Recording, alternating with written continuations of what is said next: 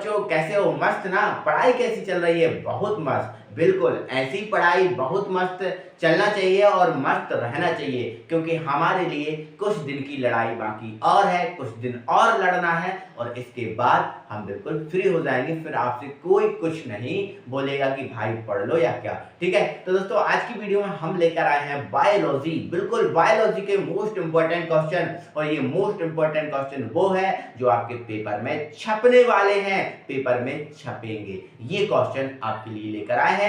आपके लिए ज्यादा क्वेश्चन लेके नहीं आए, मात्र 45 से 50 क्वेश्चन होंगे। अगर ये 45 से 50 क्वेश्चन आपने कर लिए प्यारे भाई, तो मैं कह रहा हूं कि आप 95 प्लस जरूर स्कोर करेंगे, जरूर, है ना, क्योंकि महा इंपॉर्टेंट क्वेश्चन जो है मैं आज आपको बता रहा हूं। क्योंकि मेरे भाई मैंने सोचा कि आपको देखो परसेंटेज तो सभी सब्जेक्ट से बनता है ना, एक सब्जेक्ट से कोई परसेंटेज बन नहीं जाता, तो मैं इसीलिए सभी सब्जेक्ट के इंपॉर्टेंट क्वेश्चन आपको प्रोवाइड करा रहा हूं, है ना। तो बातें नहीं करना है, जल्दी वीडियो को स्टार्ट करना है और आइए देखते हैं। तो पहले चैप्टर से मेरे भाई, पहले चैप्टर से हमें पढ़ना है स्वपरागण और परपरागण में अंतर। पहला क्वेश्चन तो हमें यही पढ़ना है, स्वपरागण और परपरागण में अंतर। हम चैप्टर वाइज आपको बता रहे हैं, ठीक है। दूसरा पढ़ना है मेरे भाई, त्रिसंलयन क्या है। जो त्रिसंलयन होता है वो क्या है ना, यह कहाँ और कैसे संपन्न होता है। जो त्रिसंलयन है वो क्या है, ये कहाँ और कैसे संपन्न होता है। त्रिसंलयन में सम्मिलित केंद्रों के नाम बताना है, ठीक है। तो ये क्वेश्चन आपने पूरा देख लिया। ये कितना बड़ा क्वेश्चन है, ध्यान से सुनना। ये आपको तीन चीजें इसमें पूछी गई हैं। पहला तो त्रिसंलयन क्या है ना, ये कहाँ और कैसे संपन्न होता है, दूसरा क्वेश्चन, और तीसरा त्रिसंलयन में सम्मिलित जो केंद्रक हैं उनके हमें नाम बताना है। तो ये अच्छा क्वेश्चन है, मस्त क्वेश्चन है, मोस्ट इंपोर्टेंट क्वेश्चन, ठीक है। चलो हमें अगला करना है मेरे भाई, लघु बीजाणु जनन तथा गुरु बीजाणु जनन के बीच अंतर।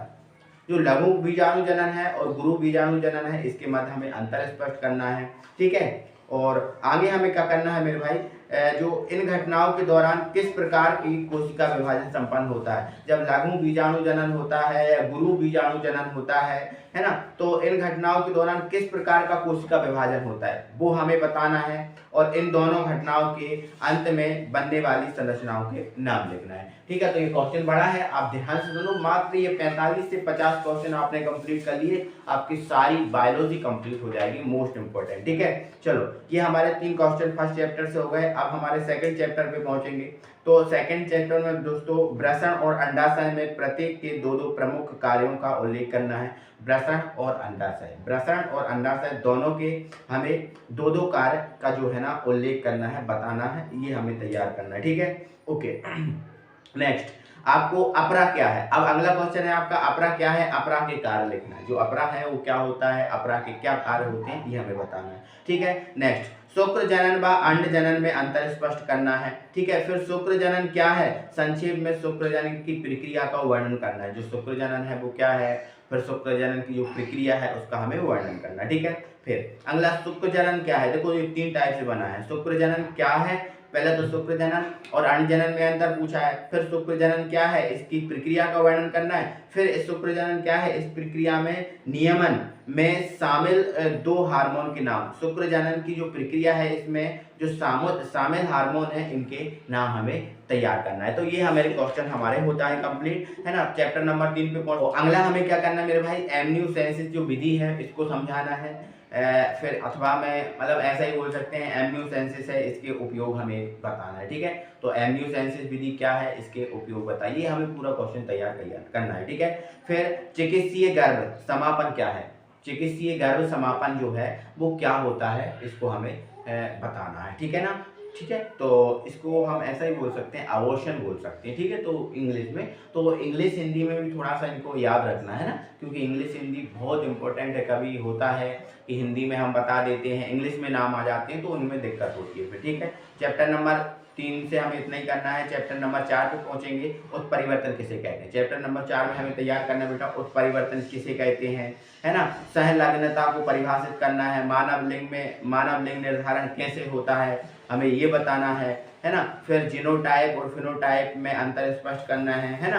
बेटा सह प्रभाविता और जो है ना अपूर्ण प्रभाविता है, कि क्या होती है, हमें इस पे बात करनी है, इसको समझाना है। ठीक है, ये चैप्टर नंबर 4 हुआ। चैप्टर नंबर 5 पे पहुंचेंगे तो चैप्टर नंबर 5 में मेरे भाई मानव जीनोम परियोजना को, है ना, महापरियोजना क्यों कहा जाता है, ये क्वेश्चन है। अच्छा क्वेश्चन है, इंपॉर्टेंट क्वेश्चन है कि जो मानव जीनोम परियोजना को जो है ना महापरियोजना क्यों कहा जाता है, ये क्वेश्चन आपको बहुत अच्छे से तैयार करना है। ठीक है, फिर अनुवांशिक कूट की विशेषताएं लिखना है, जो अनुवांशिक कूट है इसके हमें विशेषताएं बताना है, ये हमें बताना है। ठीक है, फिर डीएनए अंगुली छापन क्या है, ठीक है, इसकी उपयोगिता पर प्रकाश डालिए। ठीक है, तो डीएनए अंगुली छापन क्या होता है, ये तो बहुत इंपॉर्टेंट है, ये केमिस्ट्री में भी इंपॉर्टेंट है और ये जो बायोलॉजी सब्जेक्ट है इसमें भी इंपॉर्टेंट है, दोनों के लिए ये मोस्ट इंपॉर्टेंट क्वेश्चन है। ठीक है, तो हमें चैप्टर नंबर 5 से ये तैयार करना है। फिर चैप्टर नंबर 6 पे पहुंचेंगे, है ना, तो अनुवांशिक अव्यय की परिभाषित जो है ना वो करना है, अनुवांशिक जो अव्यय है इसकी परिभाषा आपको लिखना है।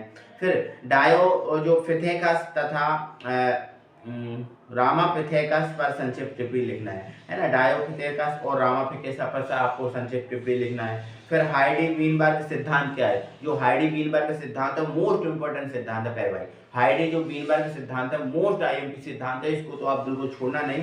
इसके शाम को प्रभावित करने वाले 5 कारकों की सूचीबद्ध करना है। ठीक है, 5 कारक जो है इनको बताना है आपको। ठीक है, फिर नव डार्विनवाद से आप क्या समझ सकते हैं। ठीक है, समजात एवं समवृत्ति अंग में अंतर लिखना। समजात और समवृत्ति ये दो अलग अलग है, समजात और समवृत्ति दोनों अलग अलग है, इन पर आपको अंतर स्पष्ट करना है। ठीक है, चैप्टर नंबर 7 फिर आपको क्या करना है, एड्स और एचआईवी का पूरा नाम, जो एड्स और एचआईवी का पूरा नाम जो है ना बिल्कुल आना चाहिए। ठीक है, कौन से विभिन्न जन स्वास्थ्य उपाय हैं, ठीक है, कौन से विभिन्न जन स्वास्थ्य उपाय हैं जिन्हें आप संक्रमण रोग के विरुद्ध सुरक्षात्मक उपायों के रूप में सुझाएंगे। ठीक है, तो ये आपको तैयार करना है। एचआईवी क्या है, ठीक है, एड्स की रोकथाम में कोई 4 उपाय लिखना है। एड्स की जो अभी पढ़ा ना ऊपर, एड्स क्या है इसका पूरा नाम है ना, तो एड्स के रोकने के क्या उपाय हैं, है ना, जैसे एचआईवी रोकने के क्या उपाय, ठीक है, ऐसे बता सकते हैं, ऐसे तैयार आपको करना है ना। कैंसर की पहचान, निदान और व उपचार की विधियों पर संक्षिप्त वर्णन करना आपको, है ना, कैंसर, है ना।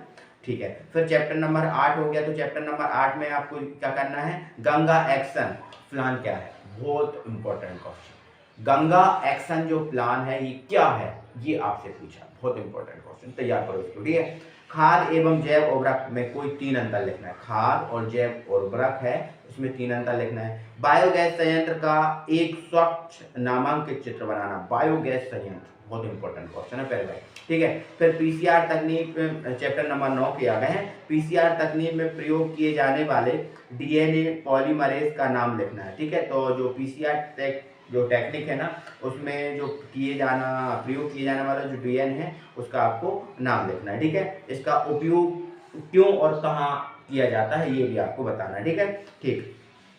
प्लाज्मिड रस क्या है, जो प्लाज्मिड रस है ये क्या है, इसके प्रकार लिखना है।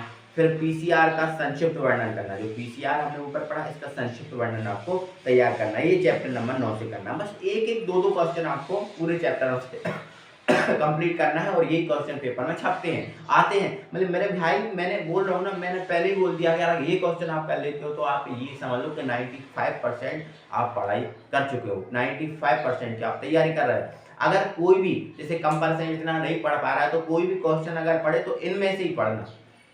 अगर ये क्वेश्चन तैयार है तो फिर आगे बढ़ना, है ना, वरना इनमें से ही पढ़ना क्योंकि ये मोस्ट इंपोर्टेंट क्वेश्चन है, आते रहते हैं। ठीक है, चलो अनुवांशिक रूप से रूपांतरित जीव, है ना, मतलब जीएमओ से आप क्या समझते हो, है ना, इसकी उपयोगिता बताओ आप। ठीक है, फिर जो लिखा है ना जैव तकनीक के कोई 3 अनुप्रयोग लिखो, जो जैव तकनीक है इसकी कोई 3 अनुप्रयोग है ना वो लिखो। फिर बायोफायरेंसी को संक्षिप्त में लिखना है, जो बायोफायरेंसी है इसको संक्षिप्त में समझाना है। ठीक है, तो ऐसे करके हमें कंप्लीट करना है। ठीक है, फिर अध्याय 11 जो है हमें इसमें एक ही जो चीज़ पढ़नी है जिसका नाम है सहभोजिता। केवल सहभोजिता हमें अध्याय जो 11 है 11 है उसमें पढ़ना है।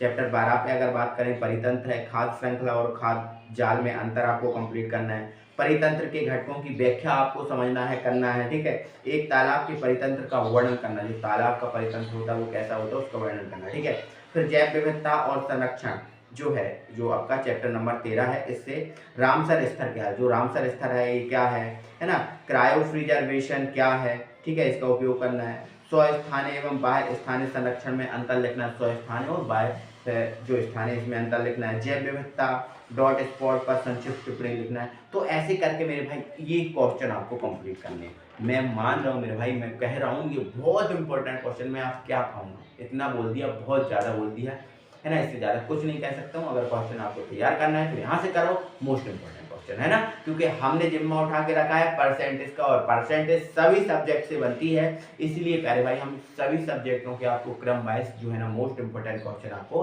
प्रोवाइड करा रहे हैं। ठीक है, जैसे हमने फिजिक्स की करा दी, केमिस्ट्री की करा दिए, और आज हमने बायोलॉजी की करा दिए, तो कल हम लेके आएंगे प्यारे भाई हिंदी के महा इंपॉर्टेंट क्वेश्चन। तो प्यारे भाई कैसा लगा वीडियो, अच्छा लगा ना, मस्त है, इंपॉर्टेंट क्वेश्चन, मस्त क्वेश्चन है, बिल्कुल है ना, तो इनको तैयार करो, फिर मिलते हैं अगली वीडियो में, तब तक के लिए थैंक यू वेरी मच।